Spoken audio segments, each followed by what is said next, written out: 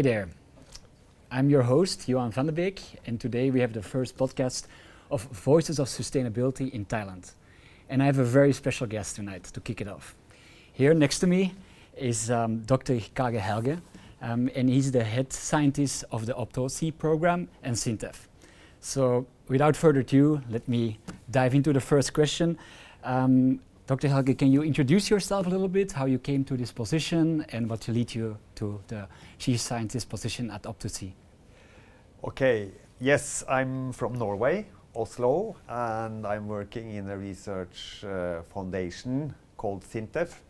It's technical research, applied research for government and industry, and one of the biggest in Europe with more than 2,000 people. And I have been working there for most of my life. That means more than 35 years. Wow, yeah. So, and I'm a chief scientist in that organization. So the OPTOCE is basically a project run by SINTEF, and I'm the project manager of that project.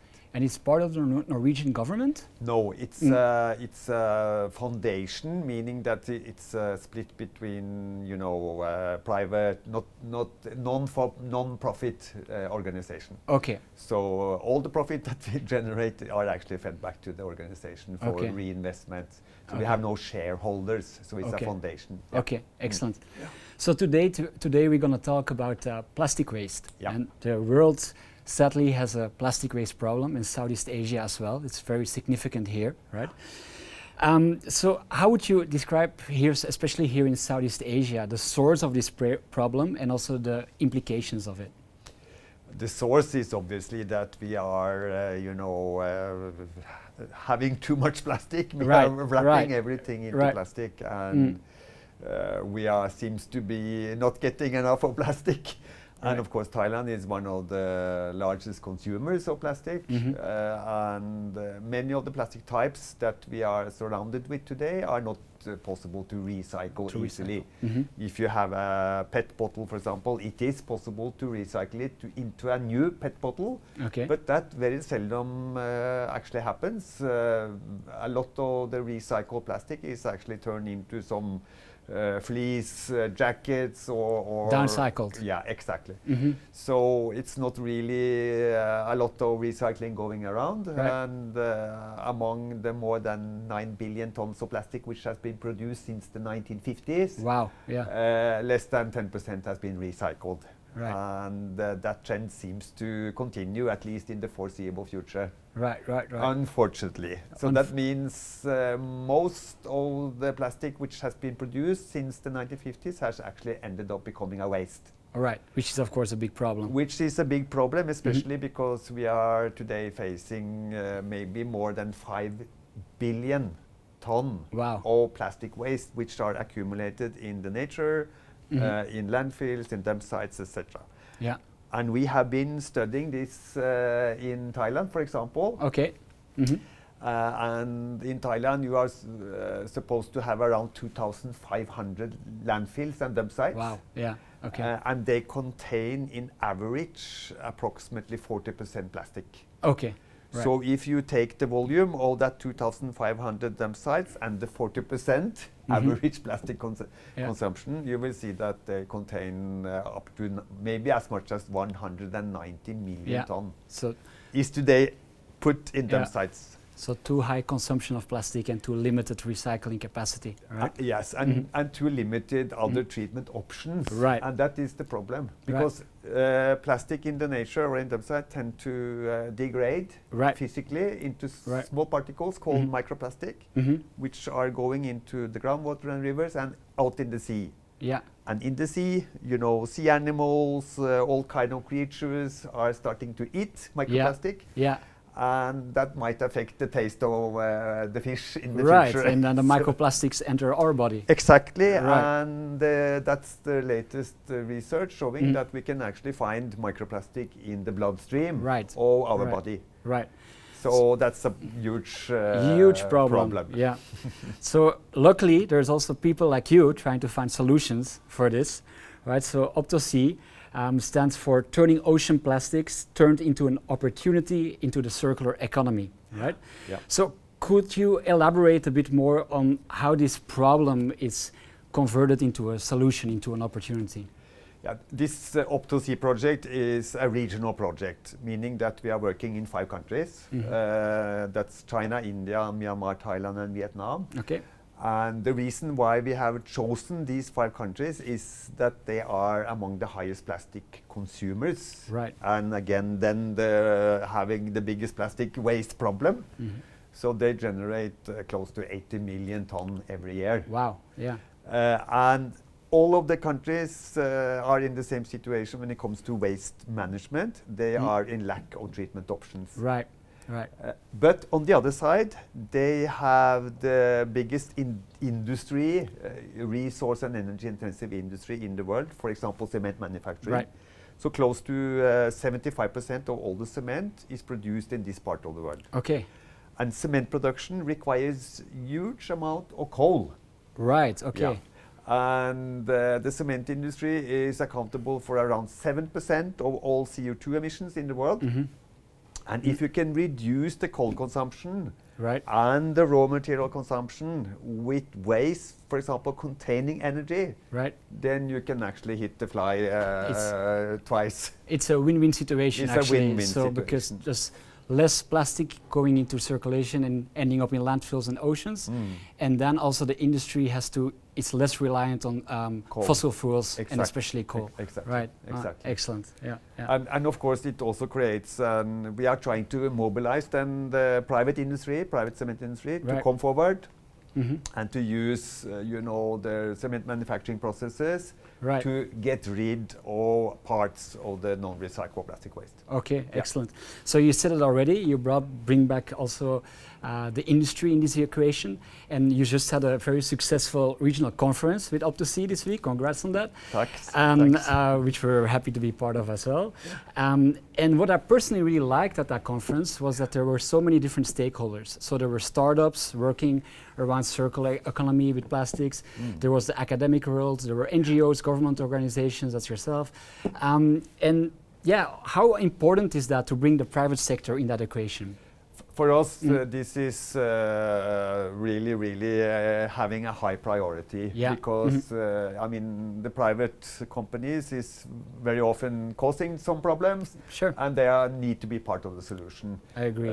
We cannot only, regulate us out of the problems. We need to find solutions, and if we can do practical, pilot demonstrations, for example, in industry, and showcase how this can be done, how they can actually save coal, how they can treat the plastic waste, etc., then it can be replicated by other, plants and peers in the same industry. Excellent. So that's how we are trying to, replicate this. When it comes to the forum that you mentioned, we had a 2-day forum. We divided the forum into 4 sessions. One session was actually a kind of progress report of our project, which has been going on now for a couple of years, but which are behind schedule because of the COVID, as you can imagine. Of course. And then we had a kind of progress report on our academic collaboration, because our project are funding research thesis projects in all the 5 countries. Meaning that we are funding, for example, Master of Science, thesis in Thailand, India, China, etc. To work around these solutions. To actually support us with science-based information to support our activities. Okay, excellent. And the third part was actually, as you just mentioned, we were mobilizing, NGOs and others, which might have a different view on co-processing in the cement industry. So we wanted to have their saying and their views on this. And the fourth part was actually we were mobilizing a big cement industry, cement manufacturing organizations in all the countries, and even global players to have their view on their possible commitments on reaching out to solve this problem. Yeah, I thought it was great, and we were all in this together, and we have to collaborate together with each other. And actually, I noticed a lot of positivity in that room, both by the industry as the NGOs, to really find solutions. So I think that was great. One of these industry players, I think you recently also had a pilot project. It's based in Thailand, which we are today. Can you maybe talk a little bit more about your collaboration with INSEE and with the pilot project? Yeah, INSEE is the second largest cement manufacturer in Thailand, and they have their kilns in Saraburi, north of Bangkok, as you know, and they are currently, opening up some old dump sites, which has been closed for a long time, and they want to actually to excavate and dig up the old waste and segregate it, and to make different kinds of uses of this waste, and to clear the dump sites for other purpose and other uses in the future. Money for waste. Money for waste, and we have several examples which why this is really working, because when you clean up a dump sites, the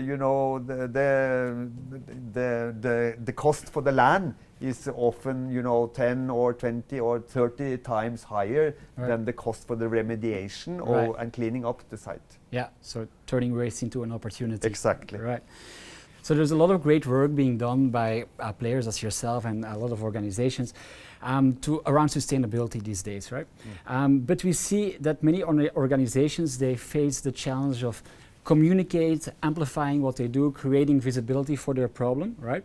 So what is OPTOCE does to create awareness and amplify the great work that you're doing?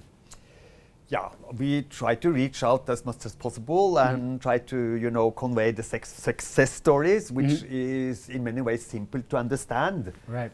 I mean, if you can get rid of some dirty plastic waste and avoid it to enter into the sea and use it in cement production and then reduce the coal consumption, is pretty, visible. And in that sense, we feel that we have a good success story, which we can easily, convey to others and all the stakeholders. And we try to use all opportunities. For example, in this regional forum, we had a lot of press coverage, newspaper which were interested in the story, which wanted to write about it and make, small articles, etc. We have been having these kind of conferences in all countries, of course, and we see that in many places they come with television, they have interviews, and you're doing podcasts? Doing podcasts as we do here, exactly. Of course. Yeah, so and we're making a video, so different ways to do it. Different ways. Right. So yeah. Okay. So this is my last question that we ask every guest. So we both are active in sustainability, something that's close to our heart. But we all have to do our share, also on a personal base. So I was wondering, what does sustainability mean for you as a person? And these are some tips that you can share to have a more sustainable lifestyle. Yeah, that's of course very complicated, but in a complex world, everything boils down to this. So it's a great question, of course. I mean, personally, I'm trying to reduce my usage of all kinds of stuff as much as possible. I do simple things, try to reduce my consumption, washing of clothes, etc., to a limited extent, but I do it. And I also have a farm in Norway, which I am building up, and we see that the world is getting unsecure, and you need to have probably more and more your own resources. That's amazing. You're becoming self-sufficient. Self-sufficient. That's probably too much to say, but at least we need to think a little bit about how we actually are utilizing our time on this planet, and and what we use our resources, and reduce it as much as possible, of course. Yeah, I like that a lot, because we have been talking a lot of different means to trade plastic waste, but of course according to the waste hierarchy, it all starts most important with reduction and then reuse and recycling. Yeah, exactly. So that's a great way to end it. So I want to thank you very much for taking place in this podcast, and good luck with your mission with OPTOCE. Thank you very much. A pleasure.